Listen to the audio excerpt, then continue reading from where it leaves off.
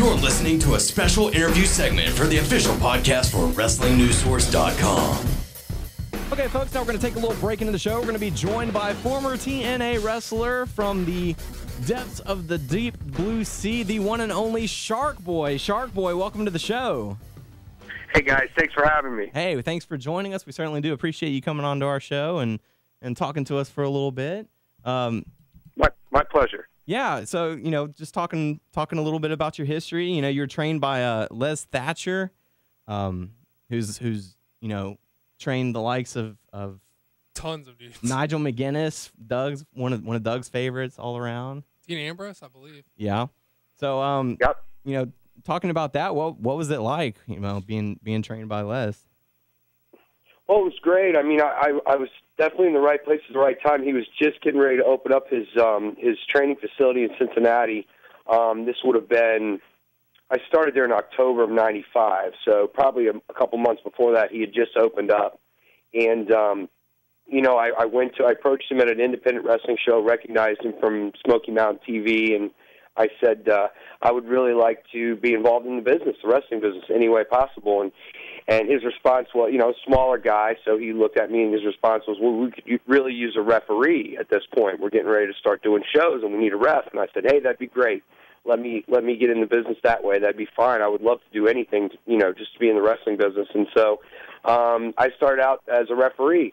And the training was not unlike that of a wrestler. It was pretty much identical. Maybe a few little things I learned that they didn't, or vice versa. But I was taking a lot of the same bumps and doing a lot of the same drills, and really kind of took to the wrestling part of it.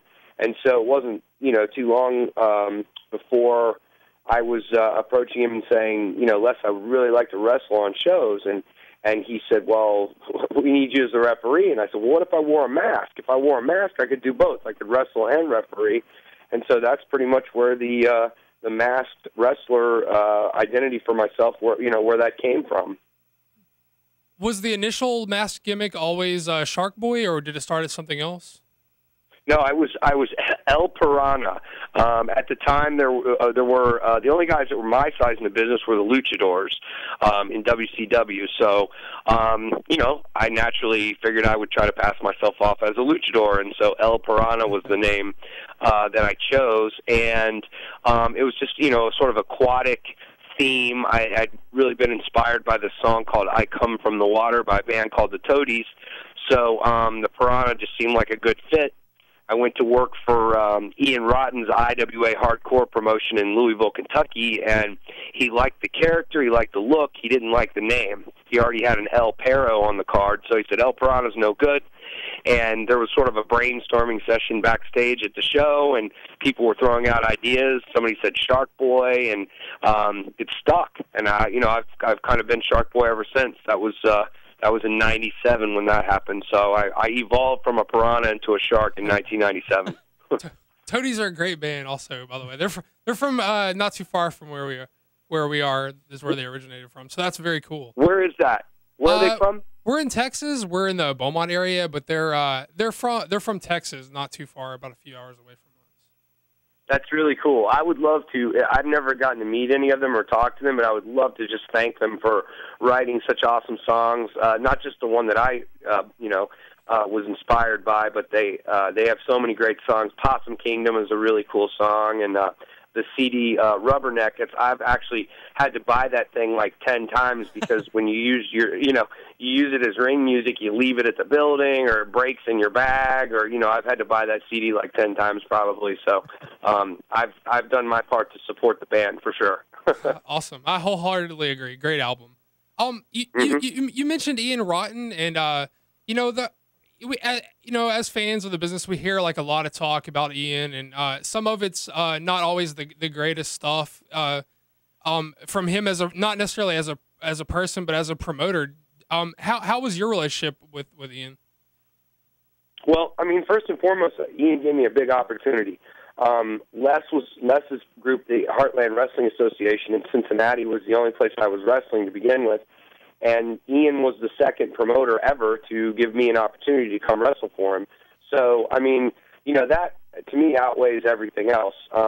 And to be honest, from a professional standpoint, I really never had any trouble with Ian. I know other people have, or I've heard other people who have.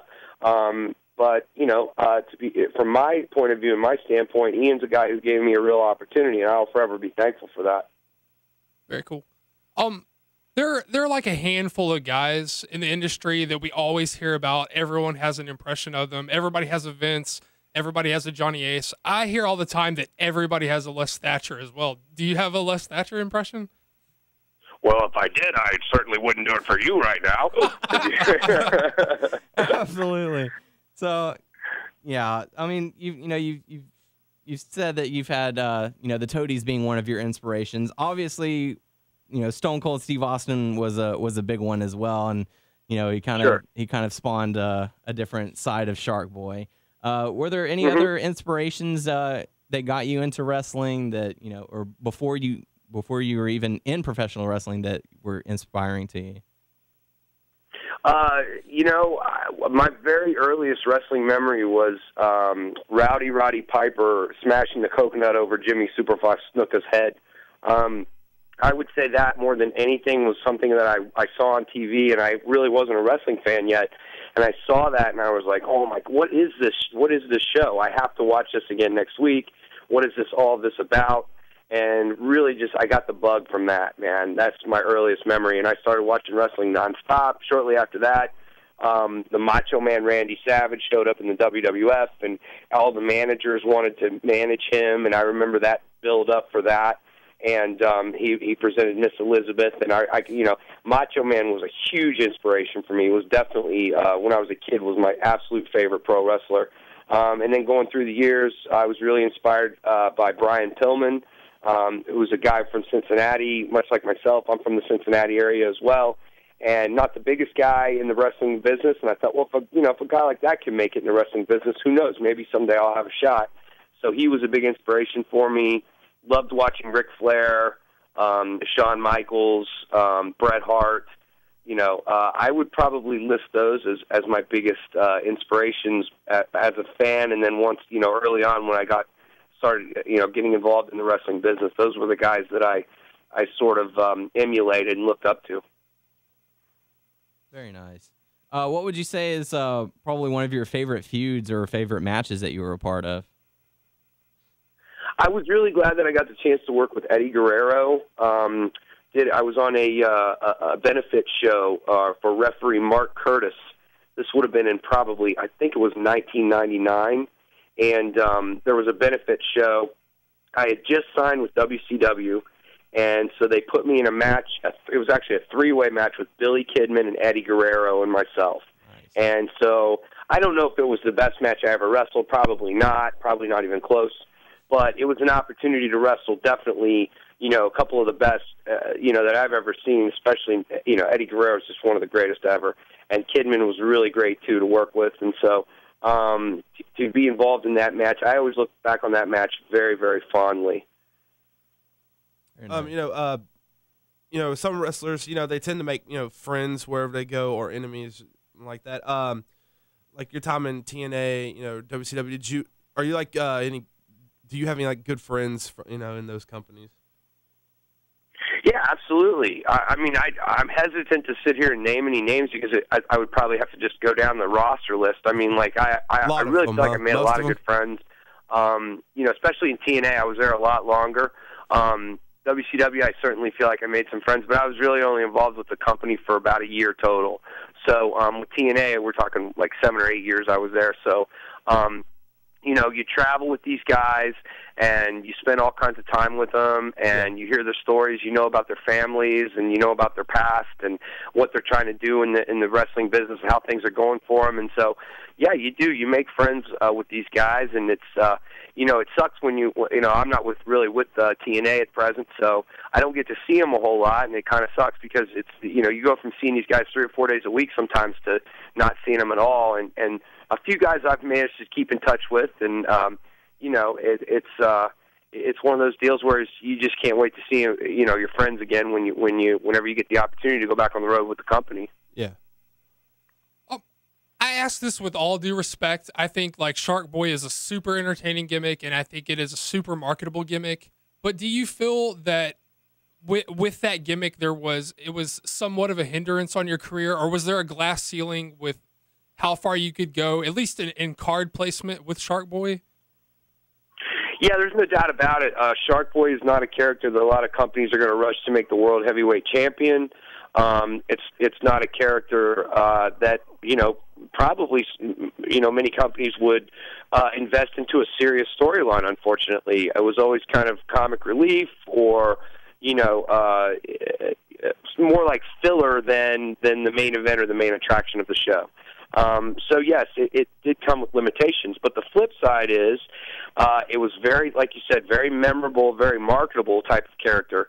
So TNA always had a place for me for years. There was always a place for me on the card, whether it was opening match or mid-card, whatever. But the character would get such a reaction that, the company kept me involved a whole lot for years. And so I credit SharkBoy more than I would take away from it. I think I credit it as being something that gave me an opportunity to work for a big company for many years, and certainly was, like you said, with the marketability of it. They made an action figure for me. I was in a video game. I mean, there were things they did with the character that I may not have ever had that opportunity if I wasn't SharkBoy. So I actually give the character a lot more credit than I would say anything negative about it. Did you ever purchase the video game and play as your character? Absolutely. I either bought it or the company gave me a copy. I can't remember, but I have it. I have the game. I have played it. I kind of suck at wrestling video games, man. But I have a son who loves it to pieces. He plays it, and sometimes he's me, and sometimes he beats me up. Depends on the mood he's in. But it is really cool. One of those things that you always kind of dream will happen to you is you'll be immortalized in some way like that, and there it is. I will forever be a part of that video game, and that's a really cool thing, for me to have accomplished, I think. It's very cool. I can only imagine the feeling.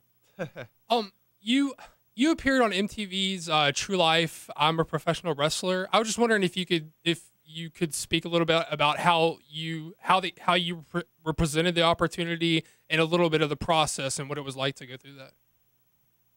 Sure. I mean, what it boiled down to was they were interested in Les's school, Les Thatcher's training center in Cincinnati. The show basically was set up where they were going to follow a current star who was Triple H.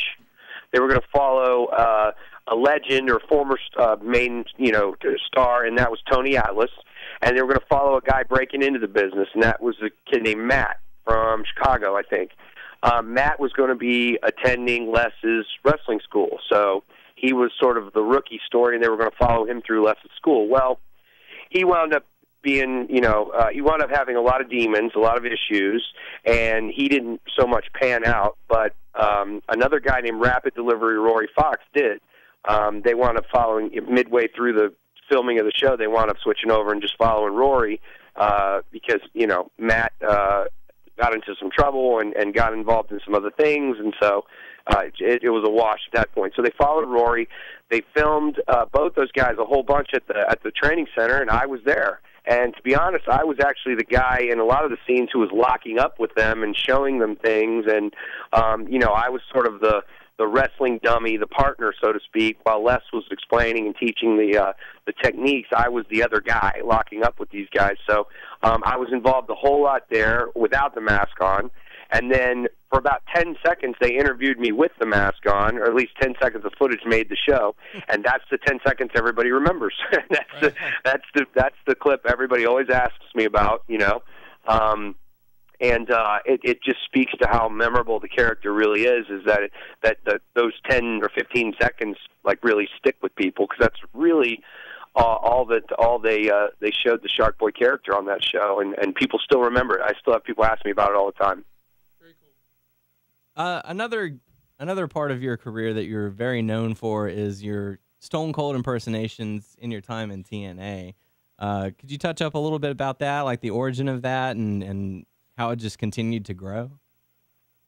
Yeah, I had a friend who did a great rock impression. He was all the time calling me and leaving me voicemails and talking like The Rock. And I said, I've got to counter this some way. And so I developed the Steve Austin impression. And that's really where it all started, was just me and my buddy screwing with each other in voicemail, And, I guess I had a little bit of a knack for his voice, but I really wanted to get it good because this guy's rock was so good that it had to be good to match him. So I started just watching Steve Austin tapes and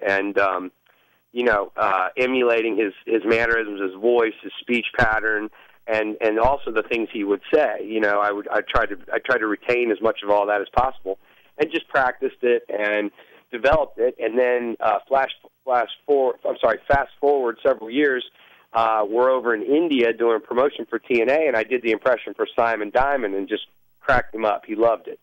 And we used it to torture Sanjay Dutt. He would say, hey, Shark, what would Stone Cold say about that waiter over there? I said, well, I think he's a piece of trash, and I would go and launch into my Steve Austin. And Sanjay would be like, guys, knock it off, man. We drove him nuts. It was fantastic. So then we get home from India, and sure enough, Sanjay jumps on the bandwagon. Hey, Shark, what would Steve Austin say about, what would Steve Austin say to Jeff Jarrett right now? So I do the impression for Jeff. And, Simon was telling him, Jeff, you've got to hear him do this. So I do the impression for Jeff, and he said, you're doing that on TV. And we figured out a way to work it into the storyline. They had the idea of me coming out and just doing it one week, and I said, well, we're doing this storyline now where you guys are beating me up every week. I come out bandaged up. My arm's bandaged, my leg's bandaged. This week my mask is bandaged. I'm, more and more bandages all over me. And I said, what if the final week, the final straw, somebody puts me in a coma, and I wake up and think I'm Steve Austin? To me, that's just good TV, right? Yeah. Awesome. So they went for it. They said that's a great idea, and they built a set, a really elaborate bedroom set, which was cooler than any bedroom I've ever slept in. And it was blue with a fish tank, and it just looked like a place that SharkBoy would rest his head. So here I am laying in this bed, and I've got an all-star cast around me, all wearing SharkBoy masks. Disco Inferno played my dad. Very few people know that. My daughter was Kurt Angle's daughter, and we called her Ariel. And I just had really cool people in the segment with me, and I think we did one with the Beautiful People, and of course Eric Young was in the last one where I finally wake up out of the coma. And it was so much fun to do that. And the episode was titled A Fish Out of Water. And at the time, the episode where I come out of the coma, we did several vignettes where I'm in the coma and then I come out of it, was the highest rated Impact at the time. I think it got beat a week or two later because Kurt Angle was in town. He had just showed up. But at the time, believe it or not, these episodes that revolved around SharkBoy got great ratings. So it was truly a memorable experience. It was a lot of fun to watch for sure. Do you know if Stone Cold's ever heard your impression of him? Yes, I do. The first time I heard feedback from Steve Austin was Kevin Nash pulled me aside at one of the shows and said, "Hey man, Steve digs your stuff. He thinks it's funny, And I was like, "No way." He's like, "Yeah, he watched you on TV. He said you were funny, and he popped huge." And I was like, wow, that is so cool. And then I heard him say it in a couple of interviews that he wished me luck and he thought it was funny. And he said he wished I sounded more like him. But, to him, I'm sure maybe I don't. But and to maybe to some people I don't. But this is more, it's more of a parody than anything. I'm taking Steve Austin to the extreme, But, he said he enjoyed it and he thought it was funny. And then I saw a couple other places where people asked him who his favorite TNA wrestler was. And he would say Kevin Nash and SharkBoy, and that just blew me away. Just that Steve Austin even knew who I was kind of was, a real thrill for me. And then to sort of put it over and say that he enjoyed it, once I got that endorsement, it was like I felt like it was okay to keep doing it. If Steve Austin himself had a problem with it, not liked it, thought it was, thought I was hurting him in any way or whatever, I probably would have gone to creative and said, look, this thing's run its course. But to be honest, I have fun doing it, and the fans really enjoy it, and Steve thinks it's funny. Why stop, It's all about having fun. Right, exactly. And to his credit, Steve Austin's a class act. I mean, just to sort of give me that nod of approval, what a class act. I really appreciate it. Right. We've seen in TNA when you were with Curryman and Super Eric, and you were in that group for a little bit. Are you a fan of like comics or like superheroes and stuff like that? Not a whole lot. Now, when I was a kid, I was like any other kid. I liked Superman, Batman, Spider-Man, but I'm not one of these guys that ever really collected comics. I don't know the fringe comic book characters real well. I don't know what year the first Superman comic came out or anything like that. I'm just not that hardcore into it.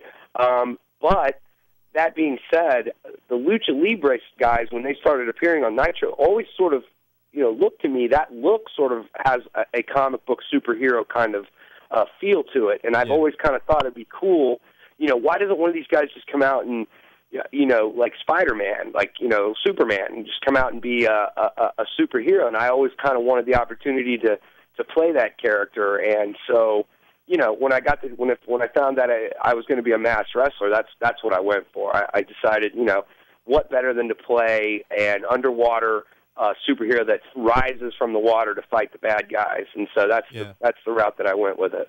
Better than Aquaman.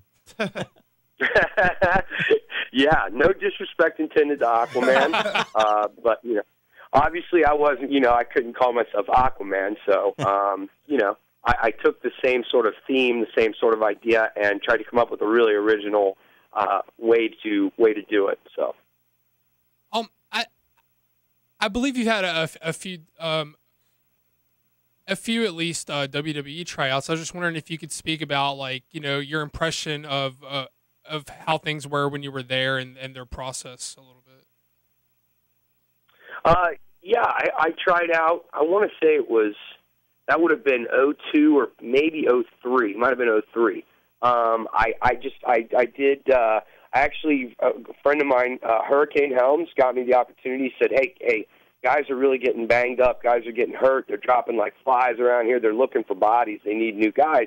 This is a great opportunity. You should come and talk to everybody backstage, And so that's all I needed was the invite. I went, obviously. And so I talked to some people when they were in Dayton. I think that was a house show. And they said, come up to Cleveland and we'll have something for you to do at Raw. And so that's what I did. I went up there, and I actually did just a little vignette backstage. I wasn't even SharkBoy. I didn't have the mask on. Triple H walked over and slapped me in the face. That was pretty much my bit. You're getting slapped by Hunter. Good, cool. So I went and did that, and then they said, hey, show up tomorrow night at SmackDown, which was, I think, is that in Pittsburgh? Yeah, that would have been in Pittsburgh, I think. They said, come to Pittsburgh, and we might, we'll have something for you to do there. So I went and I found out I was wrestling on the show, which was in a dark match, which was, oh my God, it was a thrill. It was like my first WWE match ever. And it was with Chris Kanyon. It couldn't have been a better opponent because this was the guy who actually got me my break in WCW, good friend of mine. We'd never actually wrestled, but I knew how good he was. And so I was just thrilled to death. And we went out there and we tore it up. Chris was really kind of rocking the boat at the time. He was stirring things up in WWE and trying to get noticed by management, and it wasn't always in a good way. He had no fear at all of going out there and just trying to blow the roof off the place and steal the show every night. That was his goal. And me, not really knowing any better, actually not caring, just wanting to make an impression myself, I said, let's do it. And so we went out there and we tore it up in the opening match. And we pretty much messed up the rest of the night for WWE because the fans were chanting, we want SharkBoy, while they're trying to tape SmackDown. Nice. They did an angle where Matt Hardy was a heel, I think, and he called out any masked wrestler in the back besides Rey Mysterio because he was feuding with Rey. And so what's the crowd do? We want SharkBoy. I'm not even a character on the show. I just had a dark match. So it was Brian Kendrick with a mask was the angle they were doing that night.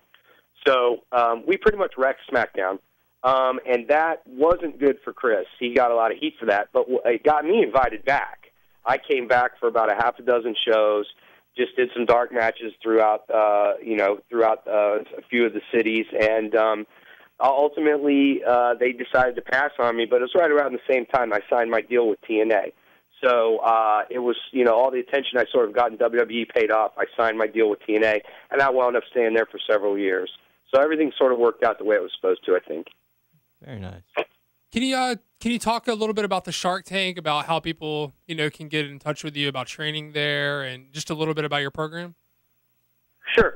Well, first and foremost, anybody that wants any information about anything SharkBoy related, my website is sharkboy.net.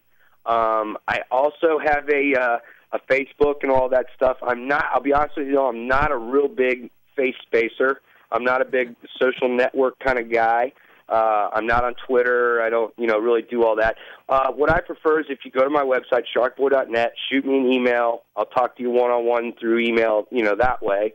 And you can find out virtually anything you need to know at my website, as far as what my schedule is, upcoming shows, stuff about Shark Tank, merchandise, all that kind of stuff is on there, along with a really comprehensive results list that goes all the way back to 97. It's probably 90% or more of the matches I've wrestled are on there.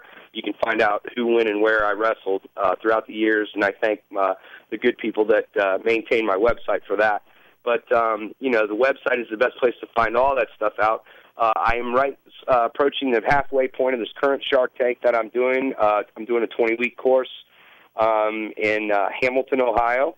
And, if you want details, the best thing you can do is go to the website, shoot me an email. I'll tell you all about it. I focus a lot on psychology and storytelling. That's the way I was taught. For me, that's the best foundation you can have in the wrestling business, so I focus on that. I focus on, of course, the moves, the bumps, and how to perform safely, not hurt yourself, not hurt your opponent.